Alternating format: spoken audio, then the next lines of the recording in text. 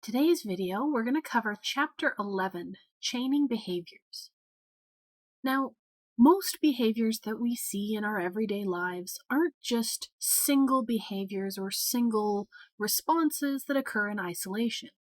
Most of our behaviors are actually complex combinations of multiple simple behaviors that occur in a particular order. So with the example on screen here, playing a particular song on the piano involves a set of notes that occur in a very precise order. And you're not playing the song correctly unless you have all of those individual behaviors, all of those individual key presses occurring in that set order. So when we're talking about a behavior chain, or sometimes called a stimulus-response chain, because, like so many other things, there are multiple ways to talk about the same concept, but these behavior chains are going to be referring to a complex behavior that consists of two or more individual component behaviors that occur together in a set sequence. Now, within these behavior chains, each individual component of that chain has some particular discriminative stimulus, or SD. And as a response to that SD, there should be some kind of corresponding response. So when the organism is presented with a particular SD, there is a corresponding response to that stimulus that they're going to give. And as a result of each of those responses, you're going to create a new situation that's going to function as an SD for the next response. So the outcome of the corresponding response to the previous discriminative stimulus is to create a new situation or a new stimulus that's going to function as our discriminative stimulus for the next step. That's kind of complex to wrap our heads around, so let's actually look at a visual example here. So here we're looking at a particular behavior chain that has 4 separate stages. And so at step 1 here, we have our first discriminative stimulus, this SD, and it's denoted as 1 because it's the first one. So the presence of that first discriminative stimulus is going to elicit the first response in our behavior chain. Now, the action of that response is going to create a new situation. It's going to create our second discriminative stimulus. So the change that has come about in the system becomes that second discriminative stimulus, and that new discriminative stimulus is going to elicit our second response to that stimulus. And that's going to cause a change in this system, which is going to create our third discriminative stimulus, which elicits the third response, and so on. And at the very end here, we have our fourth discriminative stimulus, elicits our fourth response to that stimulus, and as a result, here we're getting some kind of reinforcement. In a lot of behavior chains, we're going to talk about reinforcement in terms of, say, attention or food, so positive reinforcement for the most part. And so if we want to use a specific example, we have one that actually seems to apply even more this year than it has in previous years. But if we think of the act of washing your hands, so step 1 would be a situation in which you have to wash your hands. So you know that you have to wash your hands. So your response might be to wet your hands. Okay, so now you have wet hands, which is going to become the discriminative stimulus for the next step. What do you do now that your hands are wet? Well, you should get soap. So your second response is to get soap. Once you have wet and soapy hands, which is our third discriminative stimulus, what response should we do now? Which would be to rub your hands together for a certain amount of time. And now that you have wet, soapy hands that have been rubbed together for a certain amount of time, that's going to be our next discriminative stimulus. What do we do as a result of that? And so on and so on and so forth. And so at the end, our SR plus here, or our reinforcement, is that we now have clean hands. Maybe when you were a child, you would get reinforcement like praise from your parents for going through that set of behaviors to get through the whole chain. But as an adult, maybe you're just happy because your hands are no longer dirty. So some stimulus is going to feel reinforcing at the end, and that's why you did this behavior. All right, and one more example of this, just so that everybody's comfortable with the concept, we can look at the example from the textbook, which is a behavioral chain for getting out a piece of chewing gum. So you're going to start with our first discriminative stimulus, where you have a pack of gum in your pocket. Your response to having that pack of gum in your pocket is that you're going to reach into your pocket. Once you've reached into your pocket, your hand is going to be in your pocket. That's our second discriminative stimulus. So our response to now having our hand in our pocket is that we're going to pull out the pack of gum. Once we've pulled out the pack of gum, we're left in a situation where the pack of gum is in our hand.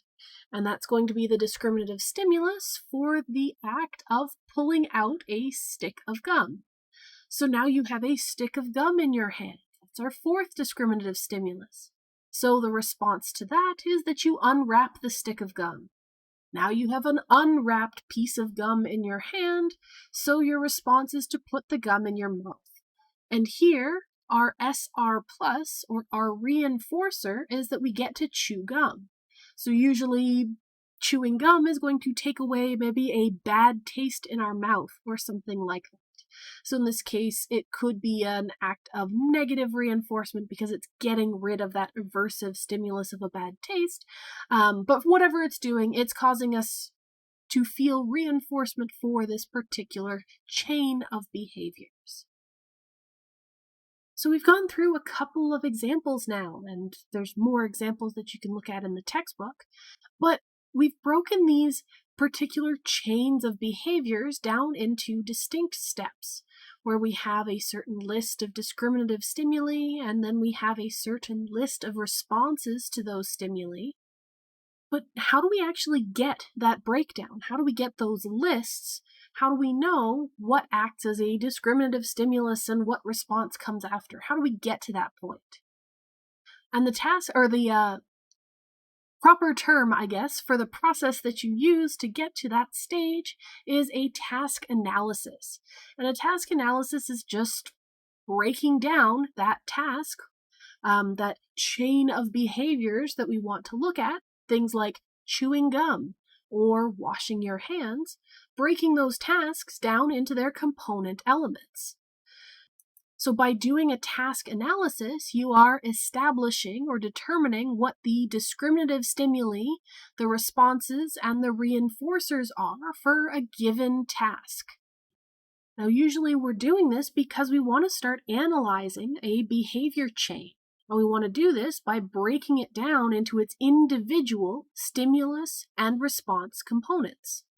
Now, I suppose I didn't actually explain why at the beginning there are two names. I've been using behavioral chains, but I didn't explain why we can also call it a stimulus-response chain. Though now that we've talked it through, it might actually be fairly apparent because we're looking at a series of stimuli and the corresponding responses. So it's a chain of a stimulus and a response, where each link of that chain is a different pair of stimulus and response. So that's where that name comes from, just as a quick backtrack here. Now, in order to break down a task into these individual components, there are a couple of different methods you can use. You could simply observe someone who is competent in that task as they engage in the task. So you could look at somebody who is going to chew a piece of gum, ask someone to chew some gum, and sort of quantify the steps that they take to do so. You might also choose to ask an expert, someone who chews gum 12 times a day, every day. They're the world expert on gum, and they might break down those steps for you. They could give you that list of stimuli and responses. Or you might decide to have a more hands-on approach, and you might want to perform the task yourself. and record each component and break it down into the discriminative stimuli and the responses that correspond to them. Any or all of these methods can be used in order to complete your task analysis to establish those sequences within this particular task. Now, you might be sitting there thinking that this idea of going from one step to the next, to the next, to the next to achieve some final goal sounds kind of conceptually similar to shaping and that idea of successive approximations. However, when we're looking at successive approximations, when we're looking at shaping, you want to keep in mind that we're doing sort of baby steps that build on top of previous steps, and previous steps are no longer reinforced once they've been completed. So with our rat and a lever, once they have learned that they should be on the side of the enclosure where the lever is, you no longer give them food just for being on that side of the enclosure. Now you're waiting for them to get close to the lever or touch the lever. And in those shaping situations, we don't really care as much about each individual discriminative stimulus and the response. And towards the end, all of those prior steps are basically ignored. Our end product of shaping is that the rat pushes the lever, period. We don't really care about the shaping steps that got us there. But with task analysis, we are going to care about the steps, because even when you've learned to do something that's been described by a task analysis, even when you're doing a behavioral chain, you're still going to be walking through all of these steps. So with our shaping, you can kind of forget the previous stages of shaping because they're no longer relevant. But for behavioral chains, each step of the chain is always going to be relevant. All right, so that's a lot of sort of background on task analysis, but let's get back to why we're doing a task analysis. So the idea here is that we're using this task analysis to break a task down into its component elements. We want to get something that looks like this. And we want to go from the very basic first step all the way to our final task at the end of this chain of behaviors. So we want to get from having a pack of gum in your pocket to chewing that gum in the end, and all the steps that get us from the start to the finish. And so once we have this task analysis, we can start looking at all of those steps and start thinking about how we can get somebody to do each of those steps. So if we're going to try and teach someone a behavioral chain, then we need to make sure that it's actually possible to teach them this behavioral chain. So the first thing you want to check is the subject capable of each component? We don't care if they are actively doing it right now. We just want to know, are they capable of doing it? Is this something that they can learn to do? That's usually a good first step, because you don't want to put a lot of effort into teaching someone a behavioral chain if it's something they're physically incapable of doing. So if we're using our rat with a lever example, you don't want to try and work through a behavioral chain that involves a task that rats are incapable of doing. And as you're working through teaching someone a behavioral chain, you might find that you have to revise your initial task analysis as necessary. So sometimes you'll find that some of the steps are too complex. Maybe they're too difficult for the individual, for our subject to learn, and it might be better to add an extra step. So maybe going from having a stick of gum in your hand to unwrapping a stick of gum is too difficult for a young child, or something like that. So maybe you want to add in an extra step or two to make that process more smooth. So maybe you want to start with, okay, well, you go from the stick of gum in your hand to holding it with both hands, to then unfolding the paper, to then removing the wrapper. So you could add extra discriminative stimuli and responses in between there if you find that they're necessary. We can also combine steps. If you find that the subject is figuring it out quite a bit faster and you don't need to break it down into as many stages here, maybe if we had all of those extra steps to go from stick of gum in hand to unwrap the stick of gum. Maybe they don't need to go through the stages of hold it in both hands and unwrap it carefully with, both hands, and then you remove the wrapper. Maybe we could simplify that and go back to what we have here, which is simply have the stick of gum in your hand and then unwrap it. We don't need more detail than unwrapping, so we could condense if there were extra stages there. And so this is just telling us that a task analysis isn't a concrete final list of steps. It's going to change as needed when we're actually using it. So let's talk about actually using it. So the first of the 3 methods of behavioral chaining we're going to talk about is going to be forward chaining. So we're specifically talking about trying to teach someone how to complete a behavioral chain. And with forward chaining, we're going to start at the beginning of that chain.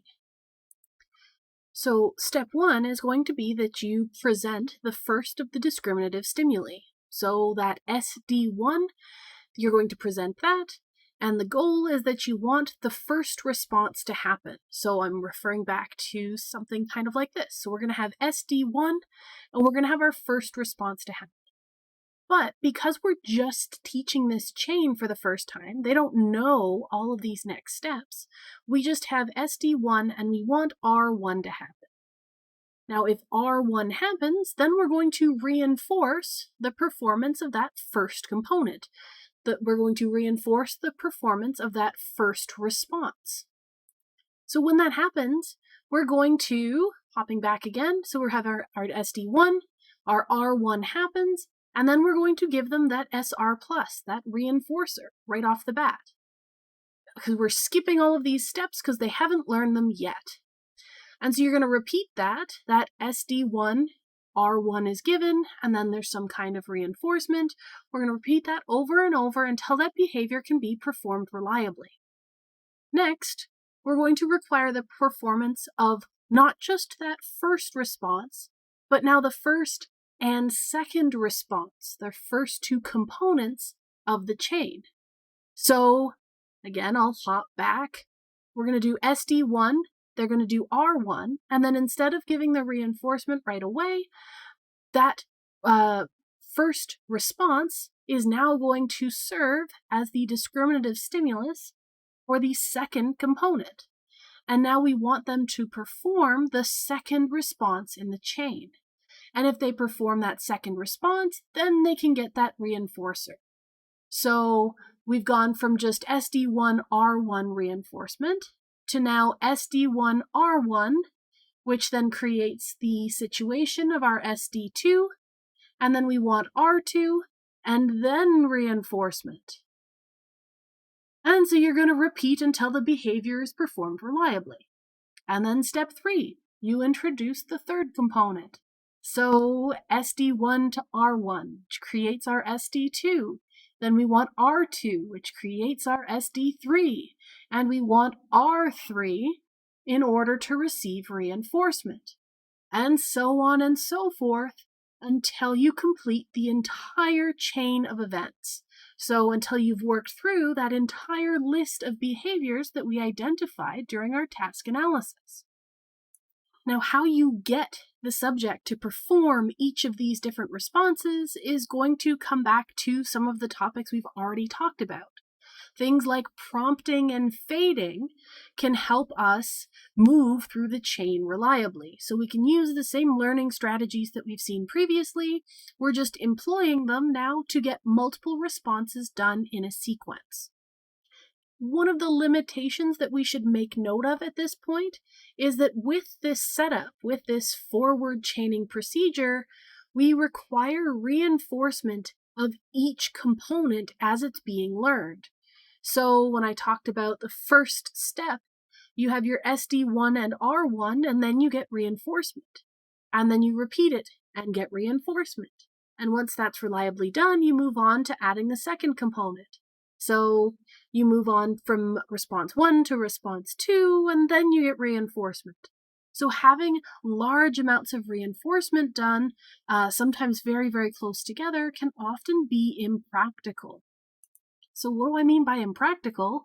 Well, in practice, if you were using something like a food reinforcer, if you're doing multiple trials, you might run into something like satiation, where your subject isn't hungry anymore. And so it's not as reinforcing to be given food because they're not hungry. They don't want it anymore. You might also run into issues where actually providing that reinforcement, it distracts from the task at hand. If you're training a child to do a task and you want to give them a marshmallow as reinforcement, then you have to stop to give them a marshmallow, which they're going to want to eat right away. And so they're going to stop the learning and they're going to instead eat. So by using an immediate reinforcer like that, it can kind of disrupt the process. So there are a bunch of different ways that you can get around this, which we've already talked about previously in other chapters. But as a quick reminder, something like a conditioned reinforcer, say a clicker, would be a great idea here because it allows you to give some kind of indication that there is reinforcement coming, but you don't actually have to interrupt the training procedure in order to do that. But again, it's not always practical, and that's one of those limitations you have to keep in mind when we're looking at forward chaining. All right, so now that we've talked in vague terms, we can use an example, and we'll use the same example that we started at the very beginning with washing our hands. So for forward chaining, if you're trying to teach a toddler to wash their hands, our first response that we want from them is for them to have wet hands. So maybe we could say that our discriminative stimulus for the first step is that the faucet is on. So they have to put their hands in the water to get wet hands. And if they do that, then they get some kind of reinforcement. So we'd repeat that where if the child is faced with a faucet that's running, they should put their hands under the water. And if they do, then we're going to give them a mini marshmallow as some kind of reinforcement. And once they do that reliably, we'll move on to step 2, where when they're presented with a running tap, they should put their hands in the water, they get wet hands. Now we don't give them a marshmallow right away. We're going to instead wait until they then use the soap dispenser that's there, so then they have wet and soapy hands. And then we'll give them their little marshmallow. And once they do those 2 steps together reliably, we'll add the next step. So they have to wet their hands, they have to apply soap, and then they have to rub their hands together for a certain amount of time. And that'll get them reinforcement. And so on and so forth until they can complete the entire chain of events from beginning to end before they get their reinforcement at the very, very end. Now, this is a good point to note that if you're training your child to do something like washing their hands and rewarding them or reinforcing them with marshmallows, that's not where you want to leave the process. You don't want your child only to wash their hands if they're going to get marshmallows. So instead, we would transition over to what the textbook calls a natural reinforcer, which would basically be that you come to wash your hands because at the end you get clean hands. So you would wash your hands because they're dirty, and at the end of this chain of behaviors, you now have clean hands, which was your goal. But for the same as with shaping, where you want to get away from having constant need for, clicking all over the place here. But constant need for every single trial getting reinforced, where you'd want to move off to intermittent reinforcement.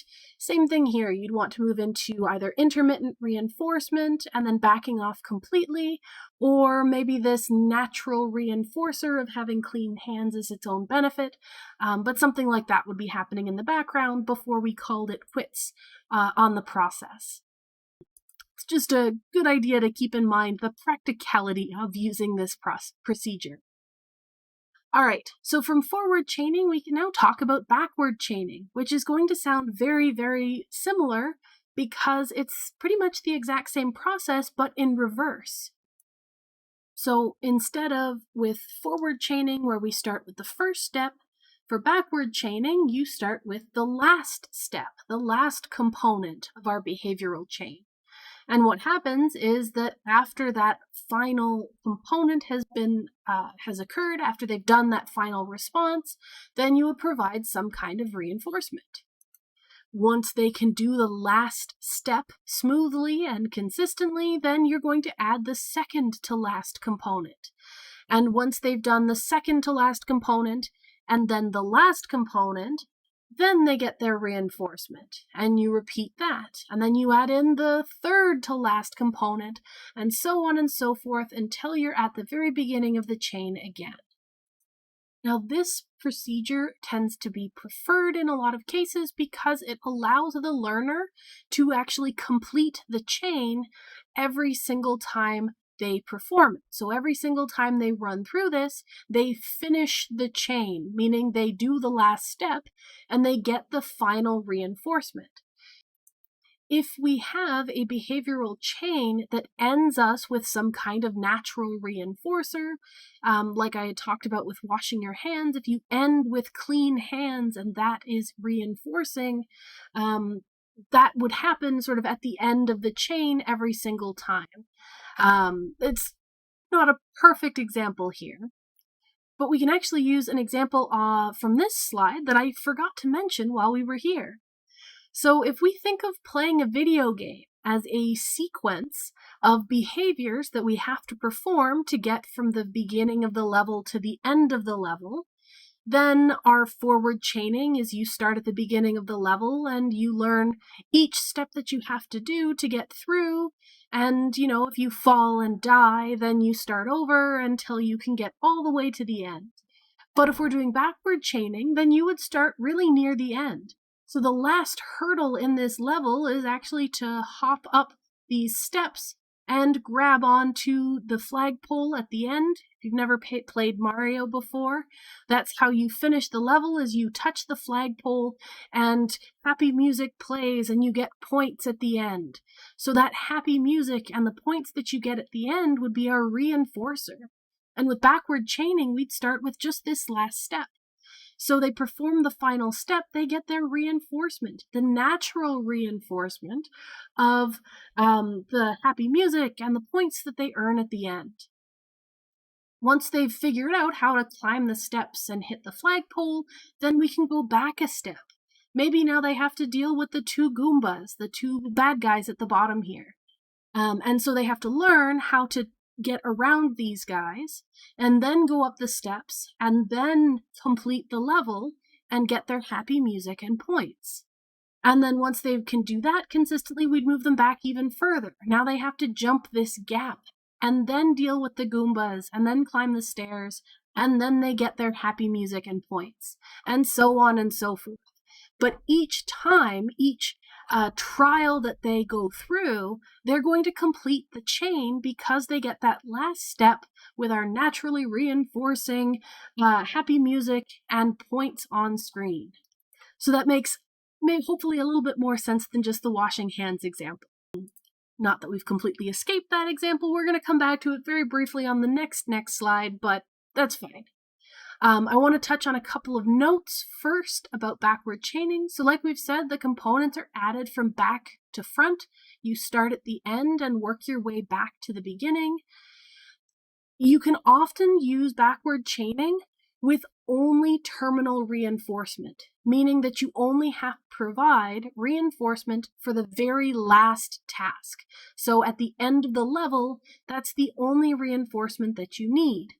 You don't have to do it at every step in between. And just like with our forward chaining, you might also need a prompt and then subsequent fading to get rid of the reliance on that prompt when you're trying to train these new components. So backward chaining can also make use of prompting and fading, just like we've talked about previously. And for our hand washing example, you kind of already figured this out, but we'd move, instead of from the beginning of the steps to the end, we now move from the end to the beginning, where we would start by learning stage 6, then we would do 5 and then 6, and then we would do 4, 5, and 6, and so on and so forth.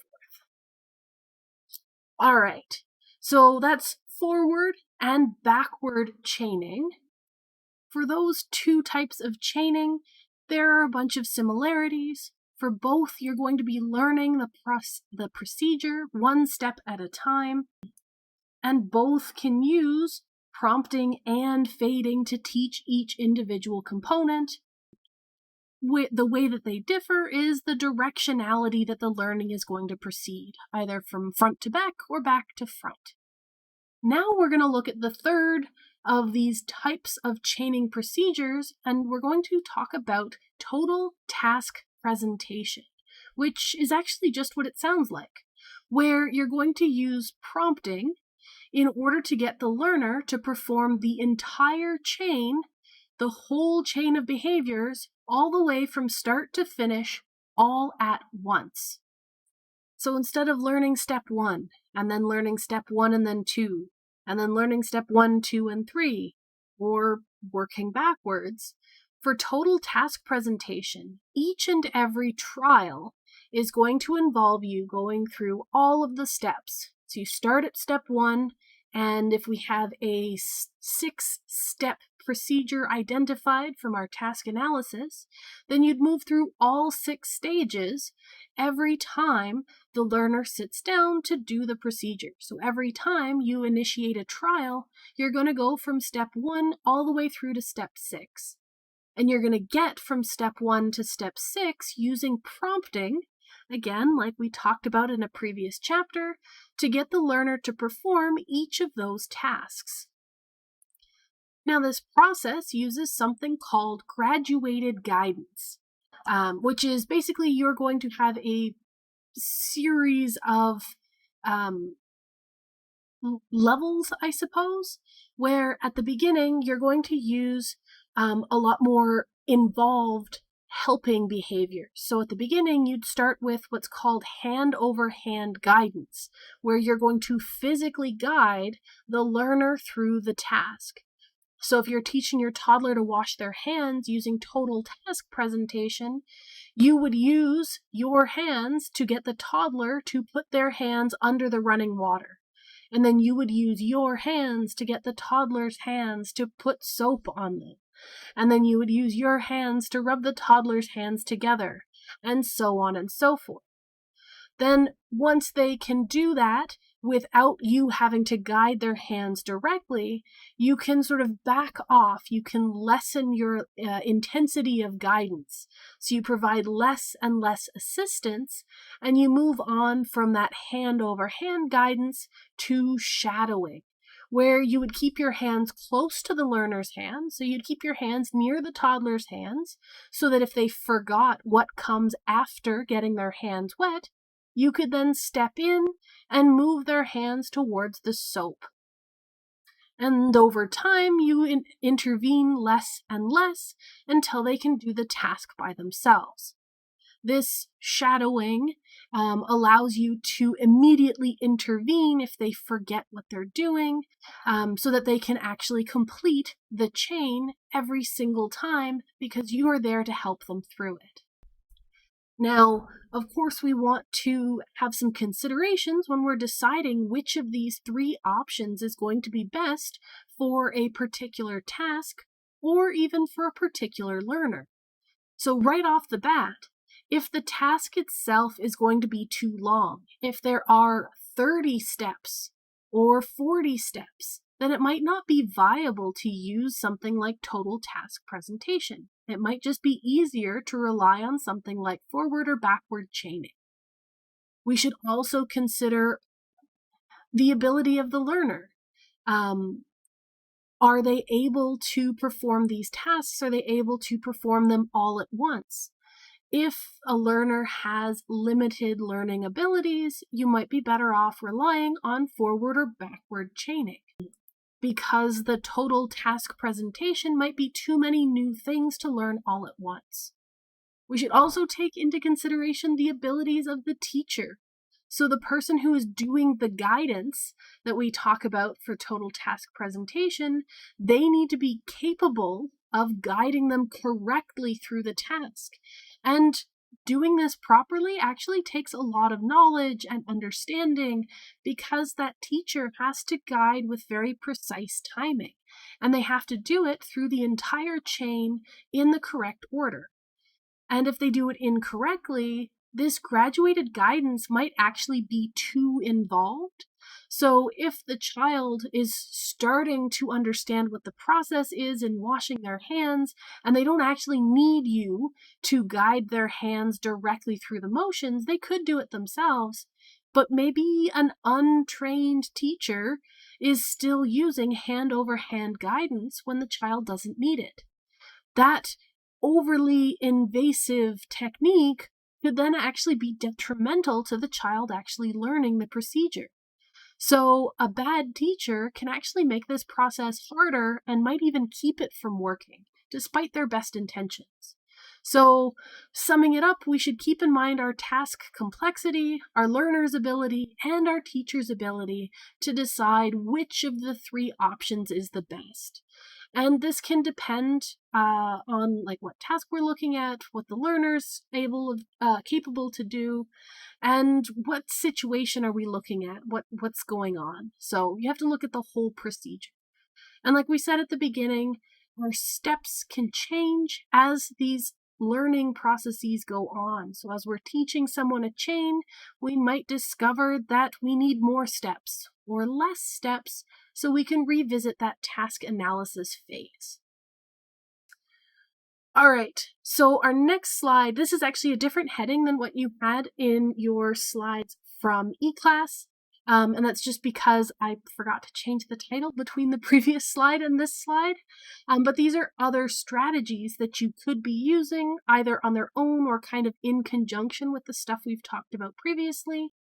But these are just 4 other strategies for teaching behavioral chains. And these are things that tend to involve prompts, something to sort of guide the learner through the procedure. So we can have written prompts, which you might also see called written task analyses, which is basically you would give them a list set up the same way that a task analysis is set up, a list of written instructions of what each response that needs to happen is. And so having that written list of tasks that they need to perform, then a lot of learners can follow sort of step 1 to step 2 to step 3 using that written prompt as a guide. We can also very similarly have picture prompts. So pictures of the outcome of each behavior. So just like our sign from hand washing that shows you what you should do first and what you should do second. And you don't necessarily need words to accompany those pictures, though sometimes you do see them paired. But the pictures show you what the outcome is at each stage, and you're trying to match that picture. We have another example of that here, which is visual instructions on how to tie a necktie. So we have our first step, and then our second step where you make the tie look like this. The third step, you make it look like this, and so on and so forth. These are picture prompts, and this would help walk us through the whole task of tying a tie. Similarly, we could look at video modeling, where instead of using stationary pictures, you could actually show the learner video clips of the whole task being performed by someone else. And there are 2 kinds of video modeling setups. One where you could show them the entire task from beginning to end right before you give them the chance to engage in that task.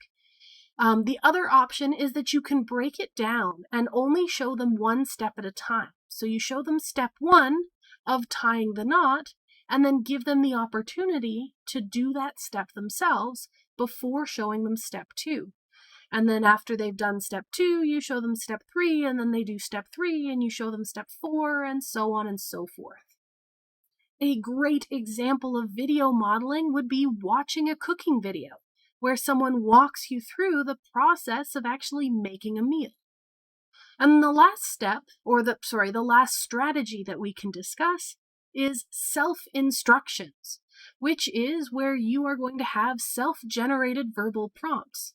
Basically, you verbally walk yourself through the process. So we can actually continue using that cooking instruction idea from our video modeling example. And we could say that, okay, maybe you're making cookies. And you know that step one is you have to get out these ingredients. And so you're going to walk from the counter where your recipe is to the cupboard. And you know that you need flours and milk and eggs and whatever. So you're going to say out loud, all right, I need flour, eggs, and milk. And so you're going to get flour, and then eggs, and then milk. And then the next step is mixing them together in a particular order using a particular thing. So you can say that out loud. Another example of self-instructions would be that you say a phone number out loud while you're dialing it. So you have to remember the order of the numbers, so you're going to say them aloud while you dial the phone number. Or maybe your friend has given you instructions on how to get to their house, and they tell you that you take the first left, the second right, and the third left. And so on your drive over, you say first right, or first left, second right, third left, or something, which clearly I'm not good at remembering instructions, so the self-instruction phase is kind of difficult for me. But any of these 4 types of strategies can also be used to teach a behavioral chain. All right, to wrap up, let's think about the big picture again and discuss some of the long-term considerations that we should have. So the first thing to consider is that task analysis step at the very beginning is really important. Even though maybe it's more exciting to think about the process of teaching a behavioral chain, you need to have a good foundation to begin with. You should have a good idea of the whole process and the different stages involved in that process before you get started. So task analysis right off the bat is an important stage.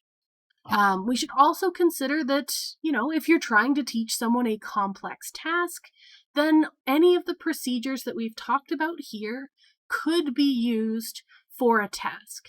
We talked about some of the things to consider, like the complexity of the task and the learner's ability and the teacher's ability and all of that, to help us choose which of the tasks is the best. But we should also consider the fact that if the chain that we're trying to teach is too long, then over time we might actually see a decrease in responding, a reduction in the individual's ability to complete that chain due to things like weakened conditional reinforcers. If you have a really, really long chain that you're teaching and you're using a conditional reinforcer like a clicker, then maybe over time the clicker doesn't mean as much because they're not finishing the chain often enough to get that natural reinforcer at the end. So maybe they stop doing the chain because they're not getting enough reinforcement out of the process. So you might have to reevaluate the procedure. We might also have issues with weak terminal or primary reinforcers. So I talked about the issue with primary reinforcers, the problem with giving your child marshmallows. Maybe they get full, or maybe they have to take a break from learning to eat them. But we also have that issue of weak terminal reinforcers, our natural reinforcers at the end. And again, I kind of alluded to this, where toddlers might not care that at the end of the process of washing their hands, they end up with clean hands. That might not be enough for them. So you might have to come up with some other method of providing reinforcement. So some of our remedies, other than what I've already spoken of, you can use a stronger terminal reinforcer. Instead of just hoping that your child is satisfied with having clean hands, maybe you also give them praise as extra reinforcement. If you're having issues with the chain being too long, maybe you shorten the chain. Maybe you start later on in the process, or maybe you end sooner. Whatever the situation is, maybe you can adjust it so that the chain isn't quite as long. You could strengthen the value of some of our natural rewards, our natural reinforcers, by highlighting those benefits. So maybe you point out how great it is to have clean hands, and the fact that having clean hands means that now you can eat food, and food's a great thing to have. You might even adjust your procedure to intermittently reinforce smaller sections of the chain. So maybe instead of just using a clicker, a conditioned reinforcer throughout the process, maybe every once in a while, you're going to take that break and let your child eat the marshmallow, because that's going to make them learn the process that much better. And so for each of these changes, some of these things you're just going to learn to do through trial and error, or maybe you have an expert trainer that will advise you on introducing one of these factors, but these are some ways to counteract those limitations we discussed on the previous. And that is it for this chapter.